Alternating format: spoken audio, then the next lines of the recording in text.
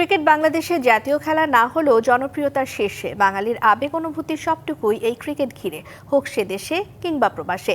বাঙালি যেখানে, ক্রিকেট সেখানে। তারই ধারাবাহিকতায় ফ্রান্সে অনুষ্ঠিত হলো Bangladesh cricketers in Paris tournament season 2। ফ্রান্সের রাজধানী প্যারিসের ববিংনি সিটি কাউন্সিলের ক্রিকেট গ্রাউন্ডে ২৬ দলের অংশগ্রহণে মাসব্যাপী চলা টুর্নামেন্টের মেগা ফাইনাল উপলক্ষে বসে প্রবাসী বাংলাদেশিদের মিলন মেলা। ছুটির দিন হওয়ায় প্যারিস সহ আশপাশের বিভিন্ন জায়গা থেকে ক্রীড়াপ্রেমী প্রবাসী বাংলাদেশিরা ছুটে আসেন মাঠে। সিলেট ফাইটার্স এবং চ্যাম্পিয়ন চেজার্সের মধ্যকার ফাইনালে গ্যালারিতে ছিল দর্শকদের স্বতঃস্ফূর্ত উপস্থিতি। প্রতিটি রান কিংবা উইকেট পতনে করতালির মাধ্যমে নিজ দলকে জুগিয়েছেন উৎসাহ।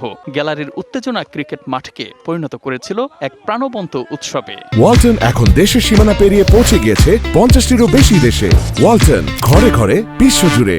আনন্দের সাথে আমরা এই ক্রিকেটটি উপভোগ করতেছি এবং আজকের আপনি দেখতেছেন খুব উৎসব মুখর পরিবেশে মনে হইতেছে আমরা বাংলাদেশের মতো একটা পরিবেশ পাইতেছি। প্রবাসের মাটিতে লাল সবুজের পতাকা হাতে দাঁড়িয়ে প্রত্যেক দর্শক হয়ে উঠেছিলেন প্রেরণার প্রতিচ্ছবি। চ্যাম্পিয়ন চেজার্স সিলেট ফাইটার্সকে পরাজিত করে জয় নিশ্চিত করতেই পুরো মাঠ প্রকম্পিত হয়েছিল বাঁধভাঙা বিজয় উল্লাসে।